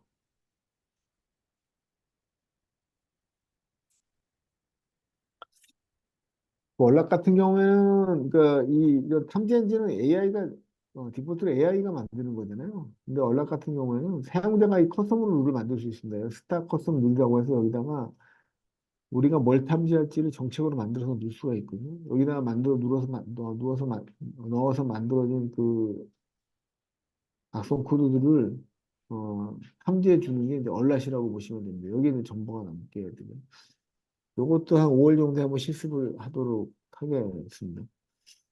그 아이덴티티는 넘어가시면 되고요. 밑에 이제 애플리케이션이라는 게 있습니다. 애플리케이션은 저희 에이전트가 설치가 되게 되면 에이전트의 이런 애플리케이션 에이전트에 설치된 애플리케이션 정보들을 다 가져오고 오게 됩니다. 가지고 와서 어떤 취약점이 있는지 이런 것들을 보실 수 있도록 되어 있고요. 보시면 이걸 나와야 되는데 파리시 세팅해서 변경하라고 되어 있죠. vulnerability 애플리케이션 스캐닝 하는지 디서블 되어 있다. 그러면 다시 배속대로 가서 파리시로 와서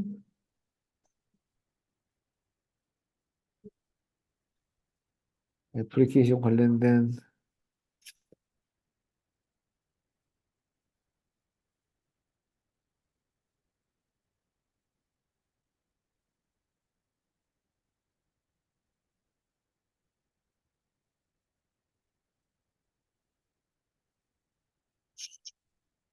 애플리케이션과 관련된 기능들을 스캔하는 기능들이 있는데요.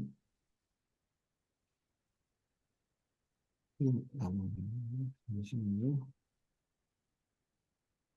디서블 돼 있다고 되어 있는데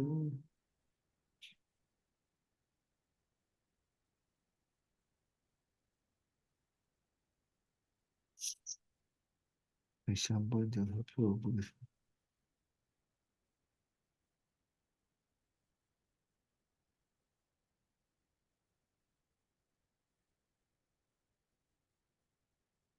네.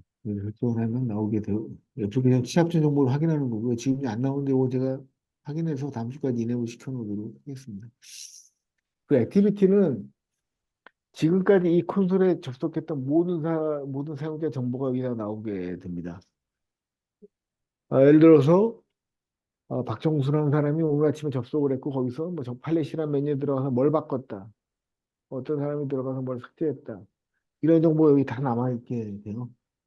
보시는 것처럼 리모트 없을 때까지 인앱을 시켰으니까 모든 사이트에 인앱을 했다. 뜨는 거죠. 그리고 이 풀스캔 검사를 중지시켰다. 필요 없으니까 제가 어제 풀스캔 검사를 중지시켰다. 이렇게 나오게 됩니다.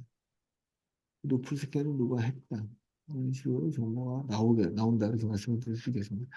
지금까지 수행했던 모든 기능들이 1년간 보관된다고 데이터에. 그래서 어떤 사용자가 들어와서 어떠한 메뉴에 들어가서 어떤 메뉴에 들어갔는지 이 부분까지 파악을 해서 하고 감사 오래도기로도 이제 활용할 수 있다. 이렇게 말씀을 드릴 수 있겠습니다. 그래서 이게 이제 액티비티라는 메뉴고요. 리포트는 말 그대로 리포트를 만들어주는 겁니다. 이거 누르게 되면 이제 뭐 아무거나 누르고요. 그럼 이 액티비티 하이 리포트가 원타임으로 끝날 건지 스케줄 걸어서 매주 보내줄 건지 이걸 결정을 하게 됩니다. 그러면 뭐 매달, 주, 위크, 주별로 두 가지 형태가 있고요. 원타임 리퀘스트를 누르게 되면 이건 뭐 하는 거냐면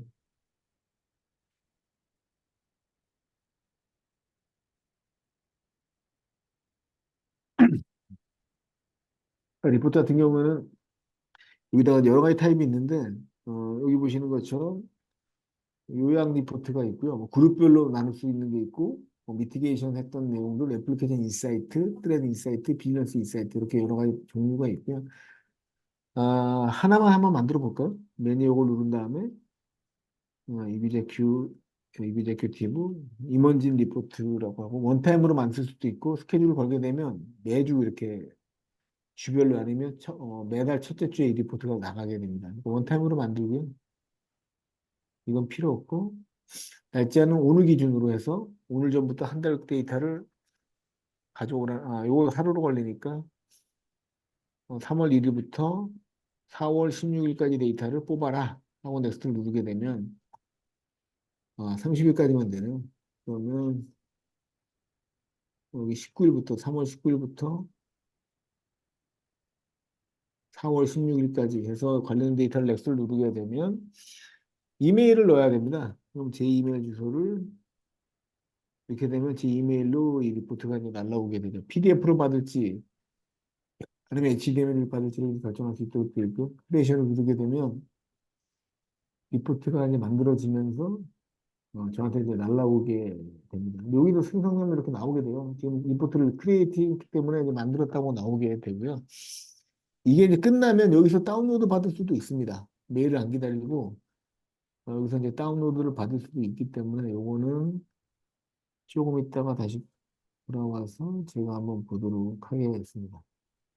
이 접속에 보게 되면 몇 번 IP에서 접속을 해서 어떤 작업을 했는지 굉장히 상세하게 나옵니다. 그래서 여기 보시면 여기도 보면 이 계정으로 누가 들어와서 풀스캔을 중지시켰다. 이런 식으로 이제 계정별로 이런 기능이 어떤 역할을 수행했는지 이런 것들을 다 보실 수 있도록 구성이 되어 있습니다.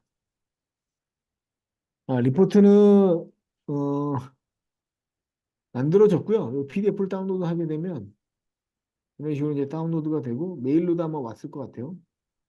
봤더니 여기 왔네요. 메일로 이렇게 왔죠.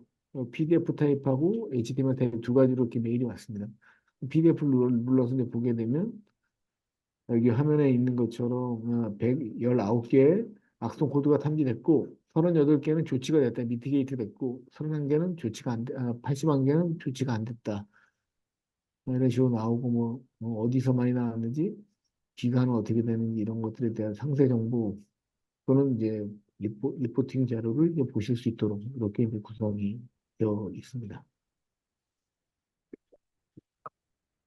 네, 그래서 리포트는 이렇게 쓰시는 거고, 그다음에 오토메이션이 있는데, 이 오토메이션은, 요거는 뭐 어떤 기능 하지만 간단하게 대해서 설명을 드리도록 하겠습니다.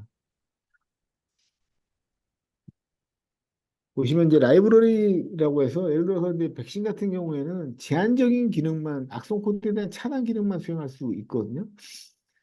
근데 엔드포인트로부터 굉장히 많은 정보가 있습니다. 근데 그런 정보들을 사용자들이 또 추가적으로 게더링하고 싶을 때가 있거든요. 예를 들어 대표적인 게 특정 드라이브에 어떤 파일이 있는지를 찾고 싶다거나 아니면 현재 그 엔드포인트로 돌아가고 있는 서비스들을 다 보고 싶다거나 윈도우 같은 경우에는 그 작업 관리자 랜드에 들어가거나 아니면 CMD 창에 들어가서 명령을 치게 되면 현재 운영 중인 서비스를 다 볼 수 있거든요. 이런 것들을 저희 에이전트에서 스크립트를 돌린 다음에 그 정보를 가져와서 여기다 이제 보고를 하는 겁니다. 또 스케줄 작업으로 등록된 거를 가져온다거나 USB 미디어가 어떤 게 붙어 있는지를 본다거나 뭐 로컬 계정들 아니면 그 윈도우 이벤트 로그를 가져온다거나 비트로커 디스크 암호화하는 비트로커의 현재 상황을 볼 수 있다거나 요게 이제 그 스크립트 기반으로 되어 있어서 스크립트 언어로 만들 수 있는 모든 작업을 에이전트가 대신해서 뭐 스크립트를 내린 다음에 그것도 결과값을 받아가지고 정보를 다 게더링할 수 있는 그런 기능이라고 말씀을 드릴 수 있겠습니다. 근데 굉장히 강력하겠죠.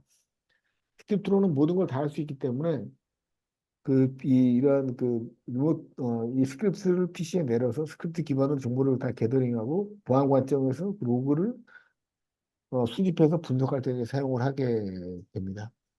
뭐 예를 들어서 어떤 사이트에 접속을 했는지라든가 어떤 폴더에 어떤 파일이 있는지 이런 것도 다 검색해서 가져올 수 있게 되죠. 아니면 뭐 동영상 파일이 어느 PC에 어떤 게 있다. 이런 것도 검색해서 가져올 수 있기 때문에 거의 무제한적인 스크립트 작업이 가능하다. 이렇게 말씀을 드릴 수 있겠습니다. 이제 마지막으로 세팅인데요. 세팅 같은 경우에는 이 세션을 24시간을 하는데 이건 뭐냐면 만약에 저희 콘솔에 이 세션이 붙은다면 이 시간 24시간 동안 세션이 안 끊기는 겁니다. 24시간 동안은 세션을 유지할 수 있도록 해주는 거고요. 거기서 세션은 유지가 되는데 데이터가 안 지나가는 거. 데이터가 지나가면 24시간 무조건 연결이 되는 거고요. 그리고 데이터가 안 지나가면 30분 있으면 끊기게 됩니다. 그래서 저희 콘솔 같은 경우에 붙여놨다가 이걸 끊게 하려면 30분 동안 안 쓰게 되면 끊기게 되고 이 시간을 줄이면 바로 뭐 1분으로 해놓으면 1분 동안 최소한 이거 오네요. 오로 놓게 되면 5분 동안 안 쓰게 되면 세션이 이제 끊기게 되는 거죠.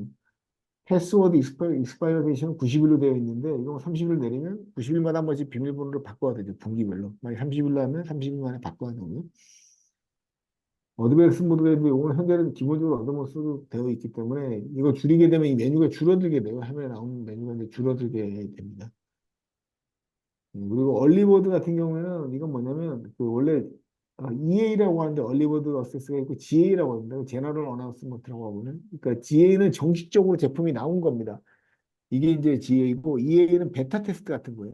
정식 제품이 나오기 전에 그 기능 테스트를 원하는 특정 고객들한테 EA 버전을 먼저 제공해서 우리 기능을 테스트해보라고 제공하는 게 이제 EA 버전이거든요. 그러니까 여기 EA 버전이 이네이블되어 있기 때문에 이 콘솔에는 아까 여기 누르고 패키지 요걸 누른 다음에 여기 패키지로 들어가게 되면 여기 EA 버전이 올라와 있을 거예요. 지금 EA가 없어서 안 나오는 것 같은데 EA 버전이 나왔을 때 EA가 여기 뜨게 됩니다.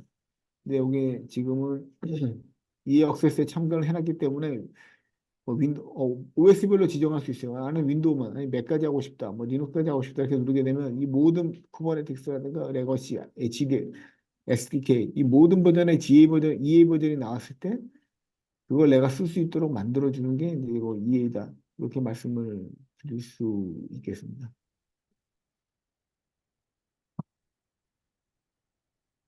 그래서 EA 버전에 참가하고 싶으시면 요거를 이제 끄거나 켜서 EA 버전에 참가 여부를 이제 결정하시면 된다. 이렇게 이제 말씀을 드릴 수 있겠습니다. 그리고 라이센스, 현재 운영 중인 라이센스의 종류, 그리고 이데알 데이터는 13일, 메리처스 데이터는 365일. 이렇게 이제 저장이 되어 있다. 이렇게 말씀을 드릴 수 있겠습니다. 네, 콘솔에 대한 것들은 뭐 기본적인 것들은 좀 살펴봤고요. 지금 제가 여기 나와 있는 지금 설명드린 게 이런 것들이에요. 대시보드, 아까 두 번째 비지빌리티 메뉴, 레인저, 센티널 인시던트 애플리케이션, 오토메이션, 세팅 이런 식으로 메뉴에 있는 것들을 제가 설명을 드렸고요.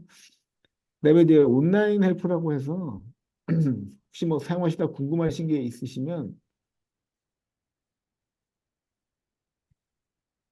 여기 뭐 헬프라는 메뉴가 있습니다. 헬프. 헬프를 누르게 되면 온라인으로 가게 되고 현재는 영어로만 돼 있는데 이건 한글로 바꿀 수 있어요. 여기 구글에 보면 지금 제가 이거 설치 안 해놔서 그런데 이거 자동으로 이 클롬에서 이걸 번역해주는 플러그인이 있거든요.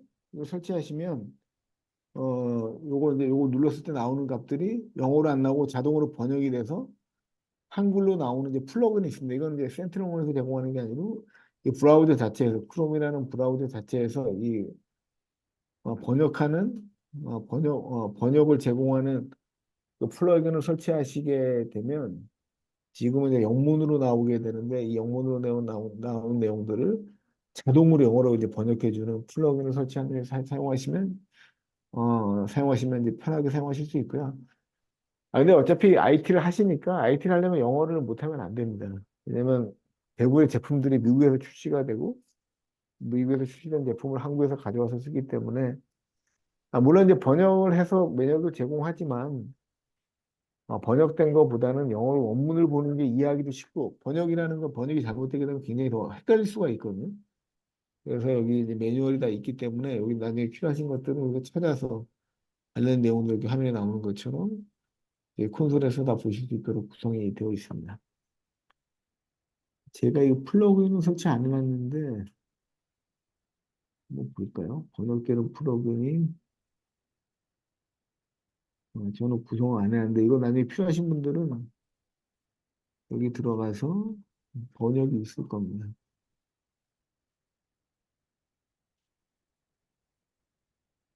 아니면 클롬에서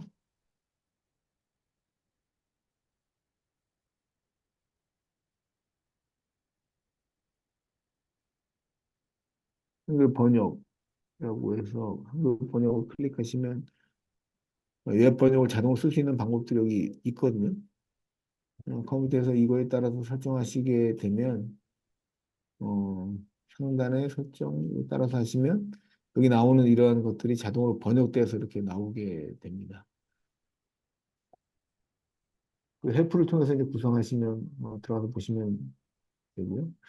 여기 이제 보시면 이제 맨 마지막으로 마이터 택이라는 게 있거든요. 이걸 누르게 되면 제가 지난주인가요? 지난주가 마이터 택에 대해서 한번 설명을 드렸는데 보시면 이 센트론에서 지원하는 마이터텍의 내용들을 여기 확인하실 수가 있어요. 보시는 것처럼 마이터텍의 공격이 14단계로 되어 있다고 했잖아요. 이니셜 액세스, 익스큐트, 퍼시스턴트, 프리빌리지, 에스컬레이션 이런 식으로 14단계로 구성되어 있고 그 단계마다 해커들이 쓰는 공격들이 이렇게 있거든요.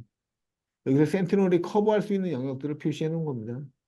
여기 이 해커들 공격 중에 오디오 캡처라는 게 있거든요. 이거는 윈도우에다가 뭐 어떤 오디오를 캡처하기 위해서 제가 지금 말을 하고 있는데 이런 것들을 액션 코드를 깔아서 이 오디오를 캡처해서 외부로 보내는 이런 것들을 하게 되는데 이건 현재 센티널에서 지원하지 않는 거죠. 여기 이제 안 나와 있으니까. 이런 하얀색으로 된 건 저희가 지원하지 못하는 기능들이고 여기 뭐 이제 초록색으로 된 것들 전부 다 이렇게 저희가 지원하는 겁니다. 어떻게 지원하는지 인디케이터 정도들 이렇게 화면에서 다 보실 수 있도록 구성이 되어 있습니다.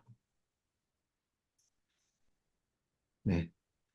오늘은 뭐 이 정도 하면 될 것 같고요. 혹시 마치기 전에 뭐 질문 있으신가요? 뭐, 네, 그럼 오늘 요거로 마치도록 하겠습니다. 네, 감사합니다. 고생하셨습니다.